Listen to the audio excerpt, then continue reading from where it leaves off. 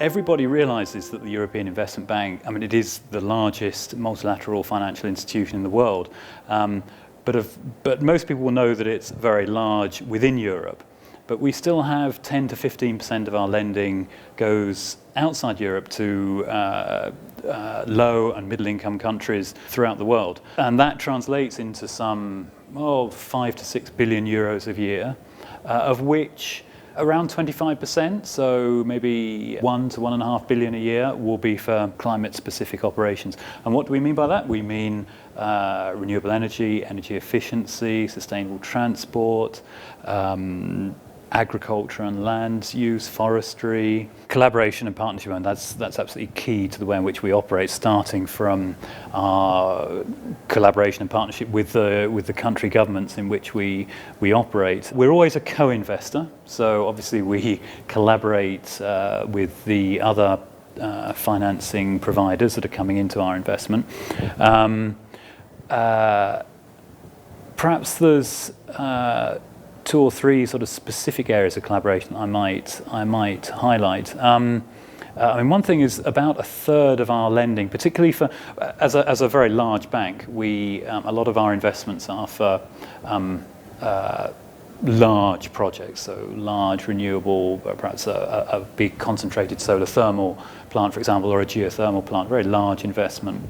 The metro system in Quito, for example, we're a major investor in that. But of course, a lot of climate action needs to be done at the much smaller level, and particularly with private sector entities, with small and medium enterprises. Now, we can't work with them directly, so what we do is we work with what we call intermediated financing, and we work with financial institutions at national and subnational level. They may be banks or they may be other institutions, and we lend to them. They on-lend to small projects and small investors.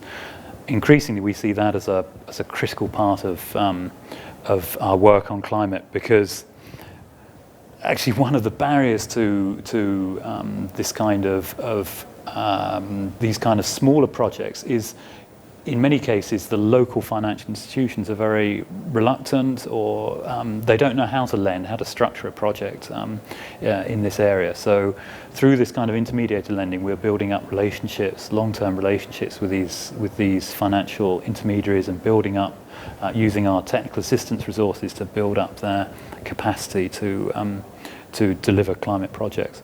We have a fairly sophisticated way of what we call greenhouse gas accounting, where we try and measure the relative and absolute emissions from a particular project. It's interesting, we're also working with the other multilateral development banks to share the experience, because it's not necessarily and the different approaches that we take in terms of this measurement of impact, because it's not.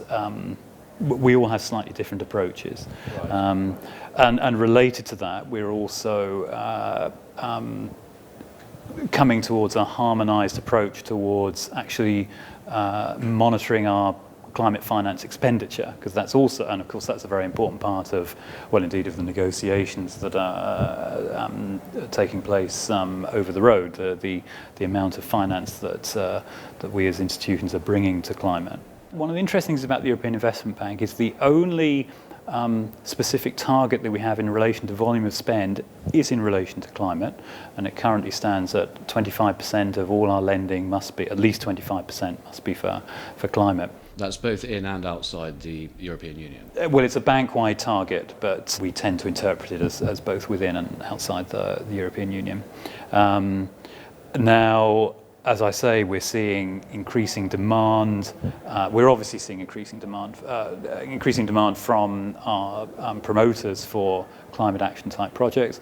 We're, as the European Investment Bank, we operate under the policy